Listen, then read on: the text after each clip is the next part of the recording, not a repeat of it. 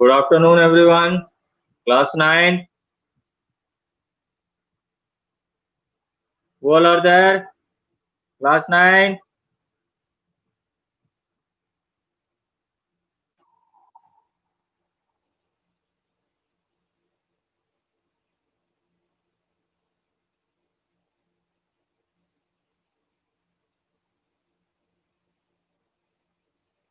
ठीक है. Okay, Abhijit, Kartik, Rashika, Manish,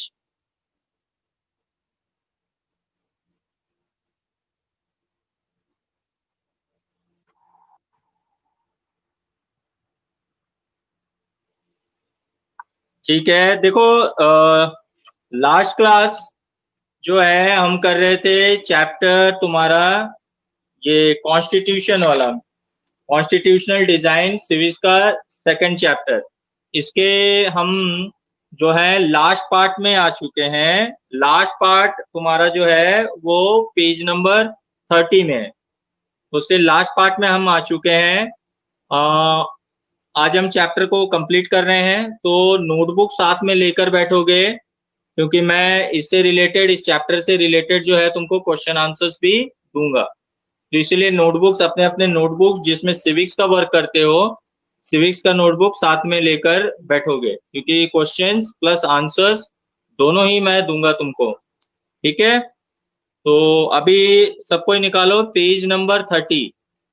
page number 30 सबने निकाल लिया? Page number 30 institutional design. Page number 30 institutional design. Rashika निकाल ली?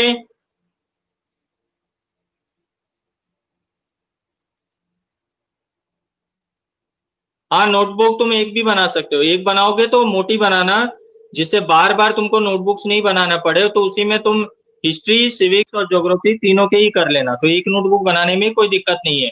उसमें सिविक्स का चैप्टर मेंशन करके सिविक्स का जो चैप्टर है वो कर लेना.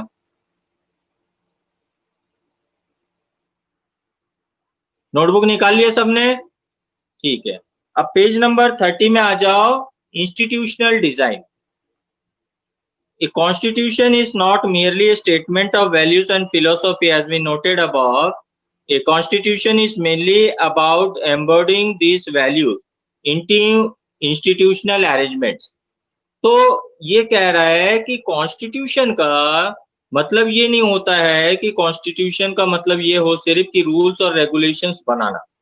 तो कॉन्स्टिट्यूशन का मतलब ये नहीं होता है कि सिर्फ रूल्स और रेगुलेशंस बनाना, बल्कि कॉन्स्टिट्यूशन का मतलब ये भी होता है जो रूल्स एंड रेगुलेशंस पूरे देश के लिए और पूरे देश के हर एक व्यक्ति के लिए जो बना है, उसको पूरे देशवासियों में लागू करवाना, ताकि देश का जो हर एक व्यक्ति है उस कॉन्स्टिट्यूशन को, उस रूल्स एंड रेगुलेशंस को माने और उसके अकॉर्डिंग चले. तो ये है इंस्टीट्यूशनल डिजाइन का मतलब. उसके बाद आता है much of the document called Constitution of India is about these arrangements. It is a very long and detailed document, therefore it needs to be amended quite regularly to keep it updated. अब ये जो constitution है, ये हमारा जो constitution है, इसको हम कहते हैं रिटन कॉन्स्टिट्यूशन. जो हमारे देश का कॉन्स्टिट्यूशन है, इसको हम कहते हैं रिटन कॉन्स्टिट्यूशन. ये एक बहुत मोटी डॉक्यूमेंट है जिसमें पेज बाय पेज जो है सारे इंस्ट्रक्शंस जो हैं वो लिखे हुए हैं. तो अब इसमें अमेंडमेंट्स का मतलब चेंजेस भी टाइम टू टाइम होना बहुत जरूरी है. टाइम टू टाइम चेंजेस होना जरूरी है का मतलब क्या होता है कि देखो, कई रूल्स एंड रेगुलेशंस हैं जो आज से 60 साल 65 साल पहले उसको फ्रेम किया गया.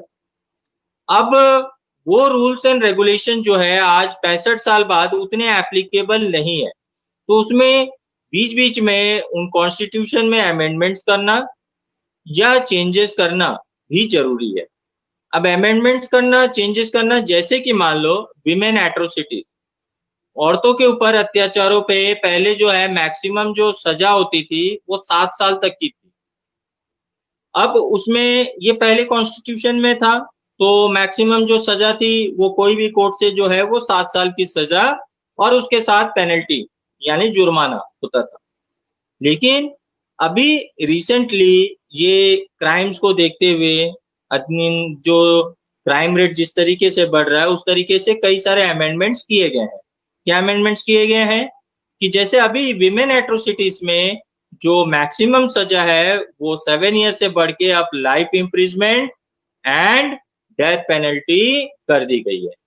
लाइफ इम्प्रिजमेंट का मतलब होता है आजीवन कारावास और डेथ पेनल्टी यानी फांसी की भी सजा हो सकती है। तो इस तरीके से जो वो कानून था जो 65 इयर्स पहले विमेन एट्रोसिटीज को लेकर बनाई गई थी उसमें अब अमेंडमेंट्स किया गया और इस रूल्स एंड रेगुलेशंस को चेंज किया गया। तो इस तरीके से ये तो रहा एक एग्जाम्पल। तो इस तरीके से जो है जो टाइम अकॉर्डिंग जिस जिस रूल्स एंड रेगुलेशंस में जिस तरीके के चेंजेस करने हैं या जो अमेंडमेंट्स करने हैं वो टाइम टू टाइम उस प्रकार के जो अमेंडमेंट्स हैं वो किए जा रहे हैं। Therefore, it needs to be amended quite regularly to keep it updated. Those who crafted the Indian Constitution felt that it has to be in accordance with people's aspiration and changes in society.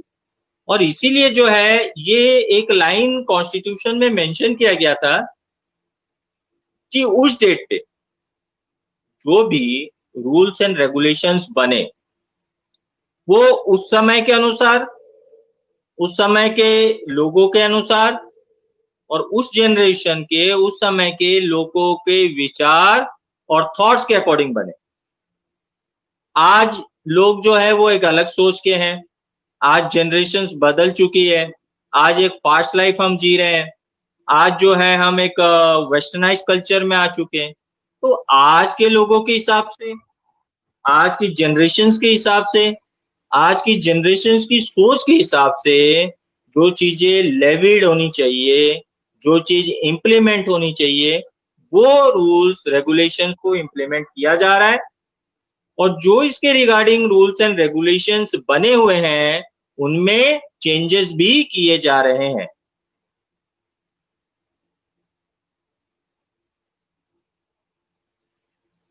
Vishakha सो रही थी हैं? Okay. Those who crafted the Indian Constitution felt that it has to be in accordance with people's aspiration and changes in society. They did not see it as a sacred, static, and unalterable law. So they made provisions to incorporate changes from time to time. These changes are called constitutional changes. तो अब जो ये constitution में जो amendments किए जा रहे हैं, अमेंडमेंट्स किए जा रहे का मतलब जो चेंजेस किए जा रहे हैं उन चेंजेस को हम कहते हैं कॉन्स्टिट्यूशनल अमेंडमेंट्स या कॉन्स्टिट्यूशनल चेंजेस। तो जो रूल्स एंड रेगुलेशंस को चेंज करके आज के टाइम के अकॉर्डेंस में किया जा रहा है उसको हम कहते हैं constitutional amendments. The Constitution describes the institutional arrangements in a very legal language. If you read the Constitution for the first time, it can be quite difficult to understand. Yet the basic institutional design is not very difficult to understand. Like any constitution, the Indian Constitution lays down a procedure for choosing persons to govern the country. तो इस तरीके से जो Indian constitution है वो पूरा हक देती है कि लोग अपने रिप्रेजेंटेटिव्स को चुने और उन रिप्रेजेंटेटिव्स के द्वारा जो है वो सरकार चलाई जाए या गवर्नमेंट जो है वो चलाई जाए। अगर लोगों को लगता है कि जो पर्सन्स उन्होंने चुने हैं वो एलिजिबल है गवर्नमेंट के लिए, वो अकॉर्डिंग टू कॉन्स्टिट्यूशन काम कर रहे हैं, वो लोगों के लिए अच्छे काम कर रहे हैं, तो वो उनके वर्किंग को जो है एक्सटेंड कर सकते हैं, आगे बढ़ा सकते हैं। जैसे मैंने कहा था पहले भी तुमको, जो हमारे माननीय प्रधानमंत्री पीएम नरेंद्र मोदी, तो ये जो है श्री नरेंद्र मोदी का जो है ये second term of prime minister चल रहा है उनका। पहले वो 5 साल तक प्राइम मिनिस्टर रह चुके थे। सेकंड टर्म में लोगों को लगा कि वापस यही पर्सन जो है वो हमारे कंट्री के लिए एलिजिबल है, हमारे कंट्री को चलाने के लिए एलिजिबल है, तो इसीलिए जो है सेकंड टर्म में वापस उनको नॉमिनेट किया गया, वापस चुना गया। तो इस तरीके से वो अपने जो है वो सेकंड टर्म ऑफ जो है वो प्राइम मिनिस्टर का कार्यकाल कर रहे हैं। राशिका ईयरफोन लगा लो बेटा। ईयरफोन लगाओ जो क्लियर आए आवाज, ऐसा डायरेक्ट स्पीकर टू स्पीकर में आवाज की प्रॉब्लम होती है, ईयरफोन लगा लो क्लियर आ जाएगा। It defines who will have how much power to take which decision, and it puts limits to what the government can do by providing some rights to the citizens that cannot be violated.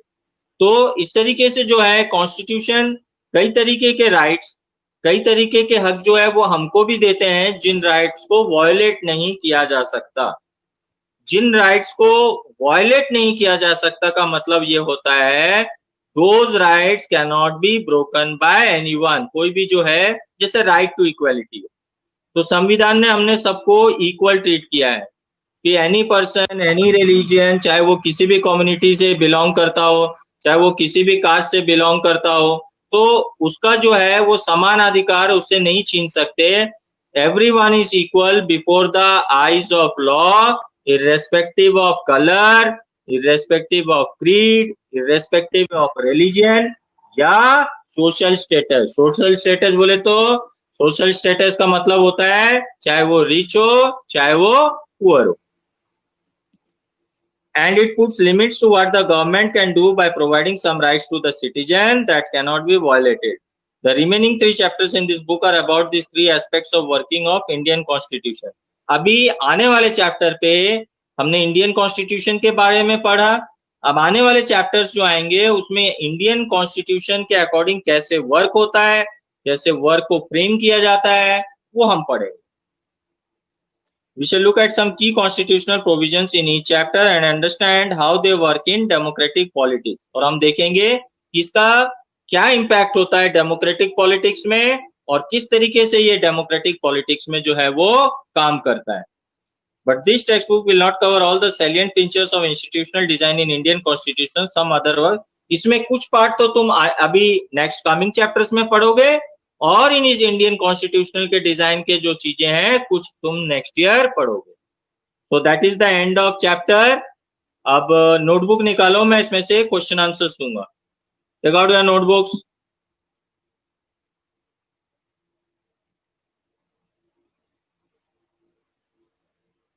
सबने निकाल लिया notebook?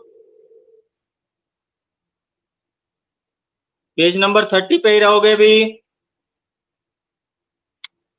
Notebook सबने निकाल लिया? Rashika,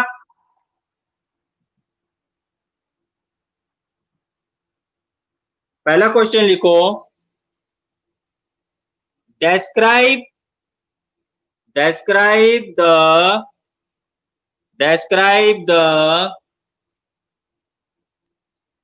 apartheid system।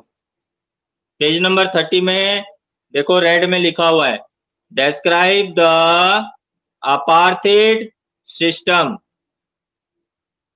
मैं वापिस repeat कर रहा हूं, describe the apartheid system। Page number 30 apartheid लिखा हुआ है यहाँ पर clearly. The official policy of racial separation and ill treatment of blacks followed by the government of South Africa between 1948 and 1989।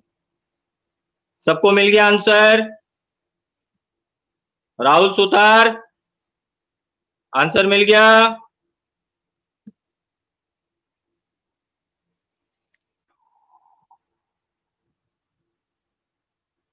ठीक है, नेक्स्ट क्वेश्चन लिखो,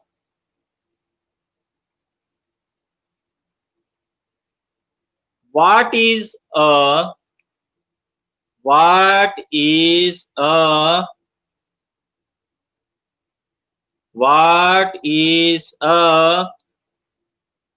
constituent assembly?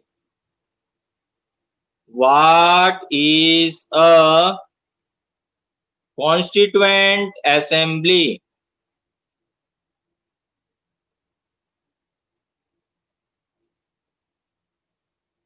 इसी के नीचे अपार्थाइड के नीचे देखो दिया हुआ है कॉन्स्टिट्यूएंट असेंबली का answer, an assembly of people's representatives that writes a constitution for a country.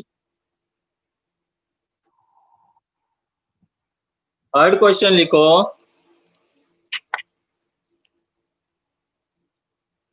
Third question लिखो, what do you mean by, what do you mean bye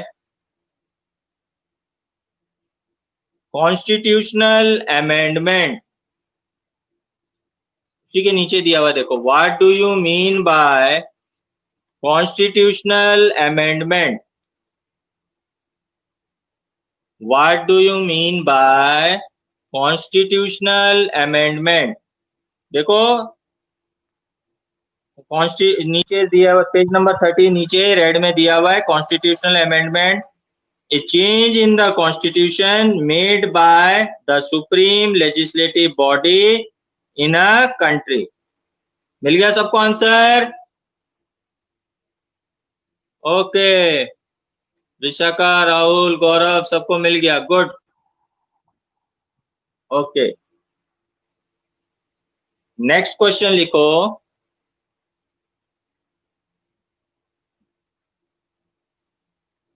define the term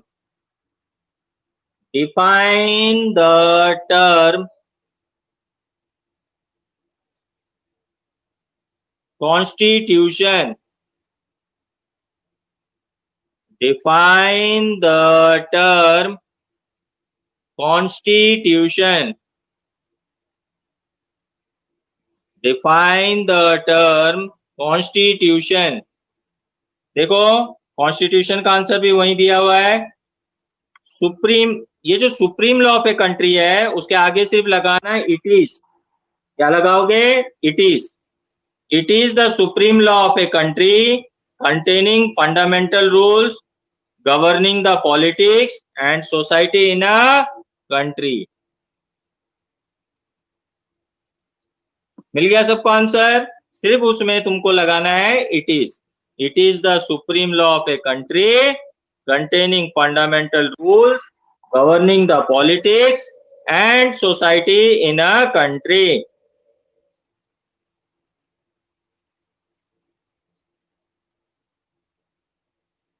हाँ,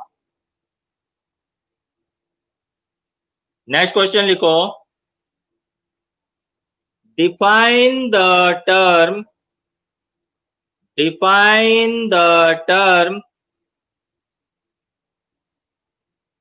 preamble, define the term preamble, define the term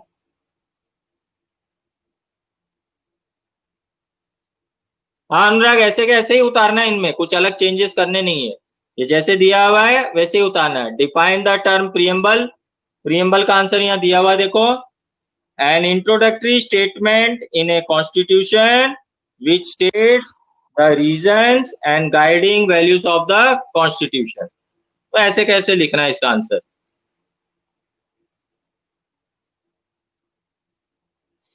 ठीक है, उसके बाद next question लिखो,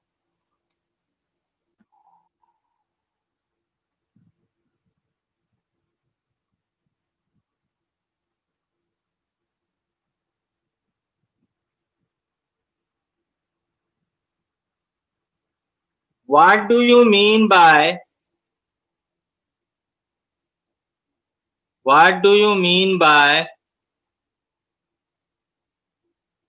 preamble of constitution? What do you mean by preamble of constitution? What do you mean by preamble of constitution? Page number आ जाओ 28। Page number 28 में philosophy of the constitution दिया हुआ है, लिखो, वहां देखो लिखा हुआ, values that inspired and guided the freedom struggle were in turn nurtured by it formed the foundation for India's democracy. These values are embedded in the preamble of the Indian Constitution। यहाँ तक value से लेके constitution तक, page number 28 philosophy of the constitution, page number 28 philosophy of the constitution में आ जाओ, वहां values से लेके कॉन्स्टिट्यूशन तक फर्स्ट पैरा में लिखना है। Values that inspired and guided the freedom struggle and in turn nurtured by it formed the foundation for India's democracy. These values are embedded in the preamble of the Indian Constitution.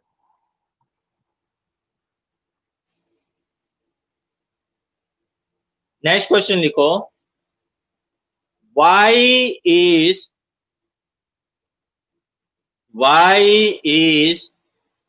India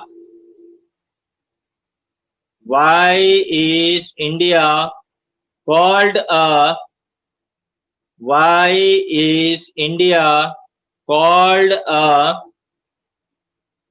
sovereign country? Why is India called a sovereign country? Sovereign की spelling SOVEREIGN. Why is India called a sovereign country? Page number 29 में आ जाओ। Page number 29 में देखो, left hand side में दिया हुआ है sovereign. Question में से लिखोगे, India is called a sovereign country because India is called a sovereign country because, फिर देखो यहाँ सोवरेन के नीचे लिखा हुआ है, लेफ्ट हैंड साइड में ब्लू में सोवरेन लिखा, उसके नीचे लिखा हुआ है, people have supreme right to make decisions on internal as well as external matters. No external power can indicate the government of India. ये है आंसर. सबको मिल गया? राहुल कहां देख रहा है? पेज नंबर 29 बड़े बड़े अक्षर में दिया हुआ है, लेफ्ट हैंड साइड में सोवरेन लिखा.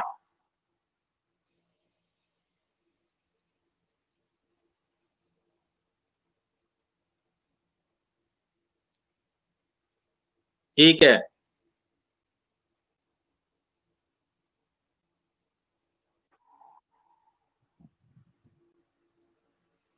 अनुराग, तुम्हारी जो जो प्रॉब्लम्स डाउट है वो यहाँ सॉल्व नहीं होगी, वो क्लास में करेंगे सॉल्व. हाँ, वो पॉसिबल नहीं है ऑनलाइन, वो क्लास में आराम से सॉल्व करूंगा डिटेल में.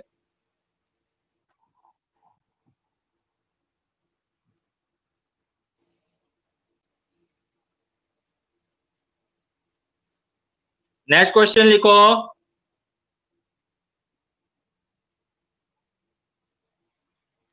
What do you mean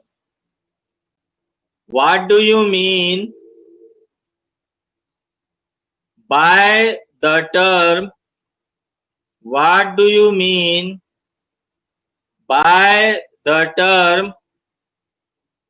equality?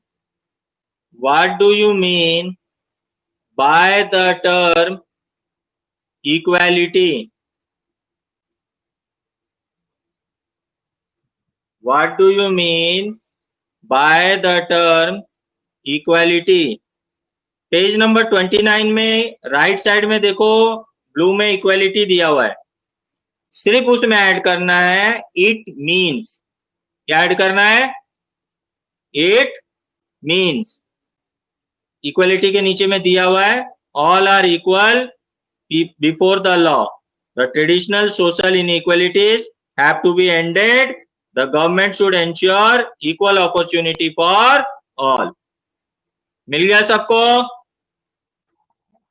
सबको आंसर मिल गया?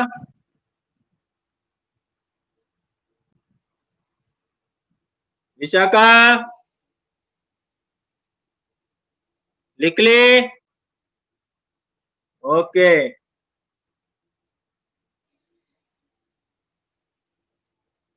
नेक्स्ट क्वेश्चन लिखो.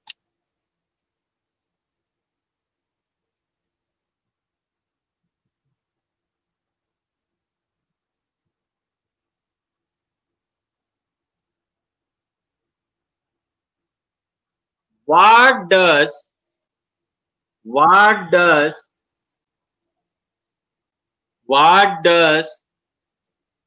the line, what does the line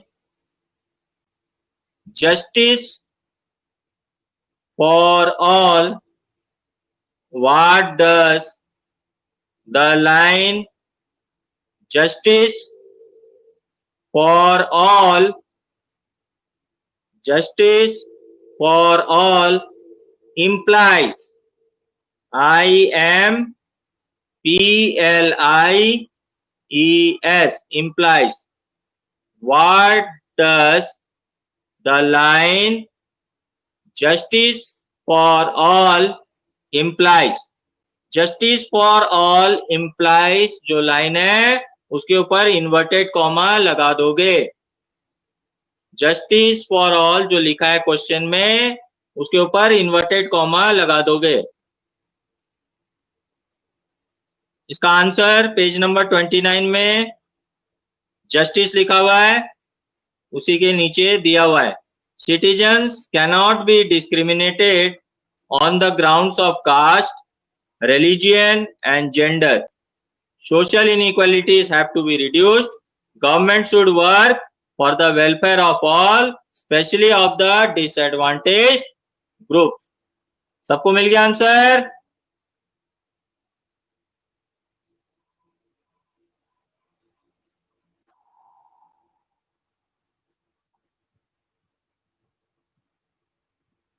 अनुराग तो क्वेश्चन आंसर पर ध्यान दे।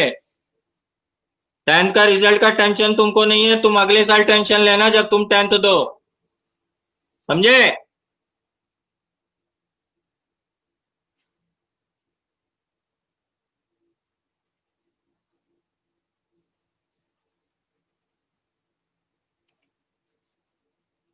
नेक्स्ट क्वेश्चन लिखो।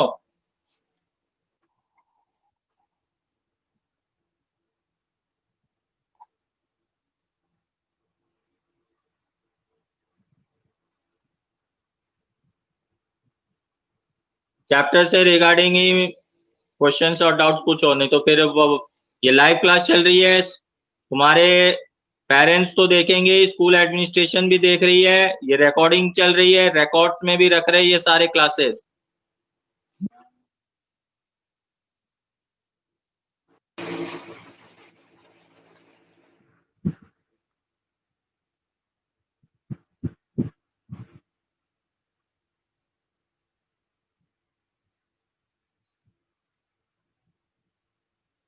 नेक्स्ट क्वेश्चन लिखो।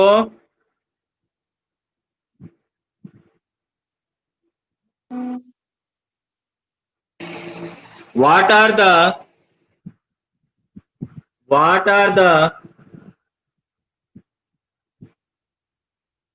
motives? What are the motives? MOTIVES, motives of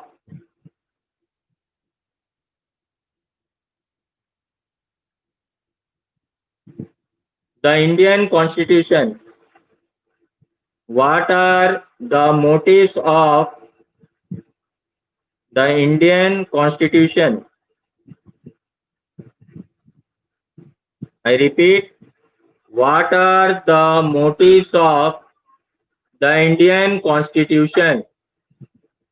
What are the motives of the Indian Constitution?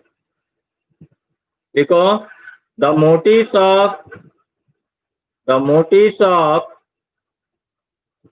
the Indian Constitution are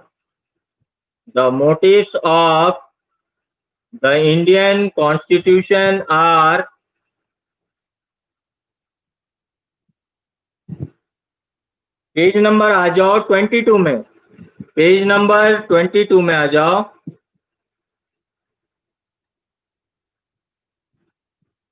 page number 22 में देखो दिया हुआ है, ब्लू में 4 पॉइंट्स दिए हुए हैं, ब्लू डॉट्स में 4 पॉइंट्स दिए हुए हैं। पहला, first, it generates A degree of trust and coordination that is necessary for different kind of people to live together. Second, it specifies how the government will be constituted, who will have power to take which decisions. Third, it lays down limits on the powers of the government and tells us what the rights of the citizens are. Fourth, it expresses the aspirations of the people about creating a good society. तो page number 22 में ये जो 4 points दिए हुए हैं blue dot में, ये इसके आंसर्स हैं. पहले लिखोगे the motives of the Indian constitution are, लिख के उसके बाद में 1 2 3 4 ये चारों पॉइंट्स को जो है वो आंसर में लिखना है. Got it? सबको मिल गया आंसर?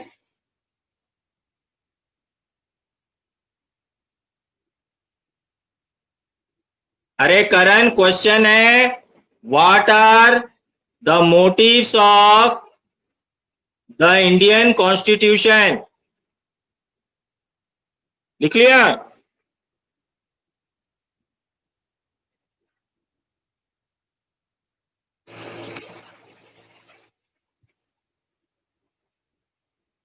नेक्स्ट क्वेश्चन लिखो.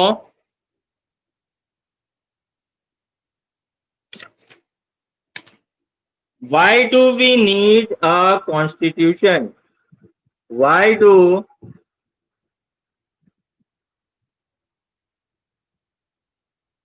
we need a constitution?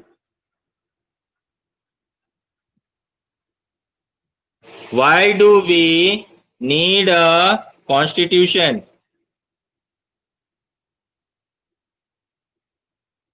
इसका आंसर भी पेज नंबर 22 में ये जो 4 पॉइंट्स दिया हुआ है उसी वाले पैरा के ऊपर आ जाओ. The constitution of a country is a set of written rules that are accepted by all people living together in a country. Constitution is the supreme law that determines the relationship among people living in a territory and also the relationship between the people and the government. यहाँ तक लिखोगे. यह है इसका answer. The constitution से लेकर government तक. The constitution of a country is a set of written rules that are accepted by all people living together in a country. Constitution is the supreme law that determines the relationship among people living in a territory and also the relationship between the people and the government.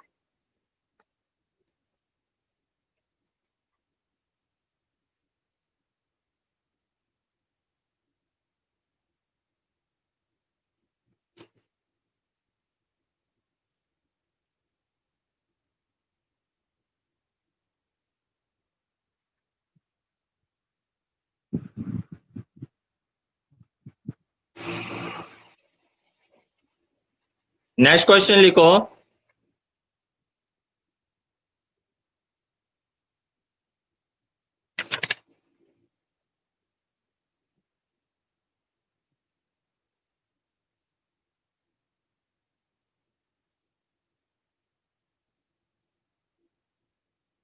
How was the constitution? Last question.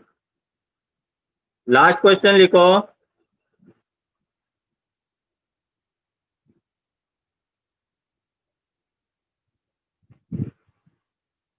How was the constitution of India framed? How was the constitution of India framed?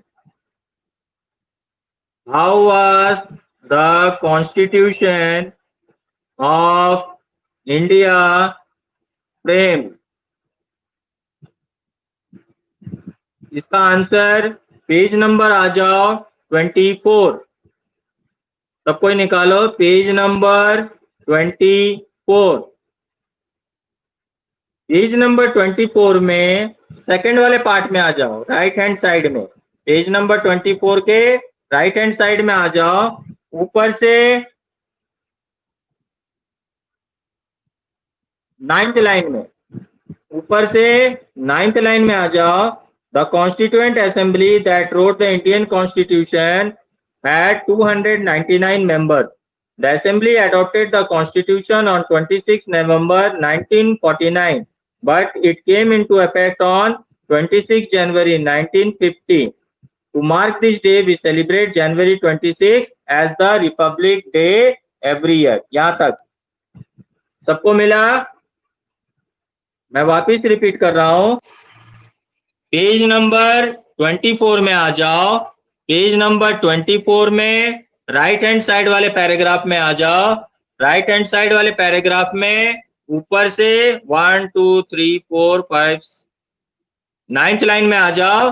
9th line में the constituent assembly that wrote the Indian constitution had 299 members.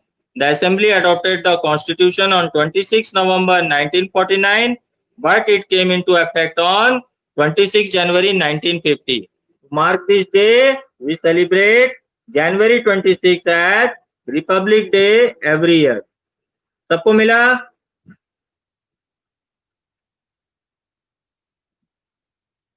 तो ये थे इस chapter के question answer. तो इस chapter के question answers अलग से नहीं दिए हुए हैं, इसलिए मैंने पूरे चैप्टर से जो है थॉरोली तुमको क्वेश्चन और आंसर्स दोनों प्रोवाइड करवा दिए हैं। ठीक है, अब क्वेश्चन और आंसर्स दोनों प्रोवाइड कर दिए हैं, इसको जो है नोटबुक में करोगे। इसके अलावा इस चैप्टर में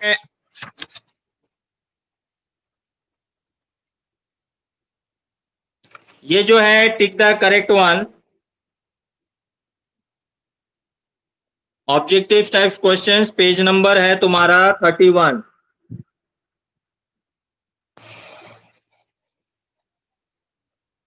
इसको करने की जरूरत नहीं है क्योंकि इसके भी जो पार्ट्स है वो मैंने क्वेश्चन आंसर्स के अंदर में इंक्लूड कर दिए हैं, इसलिए जो है तुमको अलग से इसके क्वेश्चन आंसर्स जो है और ये ऑब्जेक्टिव टाइप्स करने की जरूरत नहीं। बहुत सारे मैंने डेफिनेशंस डिफाइन में ये पार्ट जो है वो कवर हो चुके हैं, और फिर जब मैं टेस्ट वगैरह लूंगा मैं तुम्हारे, तो मैं उसमें वर्कशीट्स में बना के दूंगा। नेक्स्ट क्लास में जो है हम चैप्टर 3 करेंगे सिविक्स का। चैप्टर 3 सिविक्स का इलेक्टोरल पॉलिटिक्स, इसको कंप्लीट करेंगे। इसको कंप्लीट करने के बाद में फिर हम शिफ्ट करेंगे ज्योग्राफी में। तो ये 3 चैप्टर्स जो है वो सिविक्स के जो है वो हम कंप्लीट करेंगे। 2 चैप्टर ऑलरेडी हमारे कंप्लीट हो चुके हैं। 2 चैप्टर के जितने क्वेश्चन आंसर्स हैं ये सारे क्वेश्चन आंसर्स करोगे, उसके बाद में फिर हम इस चैप्टर को करेंगे। Okay, so that's it for today. Thank you and have a nice day. सबका वर्क कंप्लीट होना चाहिए, मैं बार बार बोल रहा हूं।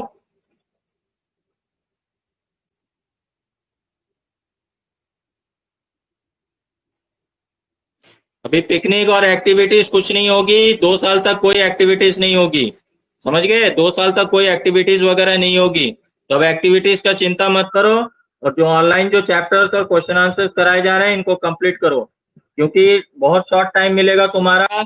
एक चीज मैं तुमको क्लियर कर दूं, तुम्हारा जो एग्जाम्स होगा वो वही स्टिपुलेटेड टाइम में होगा, एग्जाम एक्सटेंड नहीं होंगे। जैसे तुम्हारे एग्जाम्स हर साल मार्च में हो जाते हैं, उसी तरीके से मार्च में ही एग्जाम्स होंगे तुम्हारे, तो उसमें कोई एक्सटेंशन वगैरह नहीं होगा। इसीलिए जो है तुम्हारे पास बहुत शॉर्ट टाइम है प्रिपरेशन के लिए, इसलिए जैसे जैसे जो चैप्टर कंप्लीट होते जा रहे हैं प्रिपेयर करते जाओ। अब मैं अलग से रिपीट करूंगा नहीं कि ये क्वेश्चन आंसर्स मैंने खुद तुमको आंसर्स दे दिए, तो इसलिए आंसर्स को लेकर कोई डाउट नहीं है कि अलग अलग आंसर होंगे। तो जो चैप्टर्स कंप्लीट होते जा रहे हैं उसके क्वेश्चन आंसर्स भी साथ ही साथ प्रिपेयर करते चले जाओ। अब जैसे कल तुम्हारी क्लास नहीं है एसएसटी की, परसों है, तो परसों तक के अंदर में 2 दिन का टाइम है, आराम से इस चैप्टर का क्वेश्चन आंसर कंप्लीट कर लो, तो अगले चैप्टर के लिए तुम्हारा बर्डन नहीं होगा, तुम्हारा ये कंप्लीट हो जाएगा। फिर जब तक हम अगले चैप्टर को कंप्लीट करेंगे तुम्हारे पास एम्पल टाइम है, तो फिर उस चैप्टर को कंप्लीट कर सकते। इसीलिए अपना टाइम टेबल इस तरीके से सेट करो कि जब तक हम अगले चैप्टर को कंप्लीट करते हैं तब तक लास्ट चैप्टर को हम फिनिश कर दें। जैसे चैप्टर 3 कंप्लीट होने में जैसे अभी 3 से 4 दिन लगेंगे, तो उस बीच में हम जो है ये चैप्टर 2 और चैप्टर 1 के जो पार्ट्स हमने पढ़े हैं उसको थॉरली रिवाइज करके उसके क्वेश्चन आंसर्स को कंप्लीट कर ले। तो इस तरीके से जो है वो कंप्लीट करना है, ठीक है? So that's it for today. Thank you and have a nice day.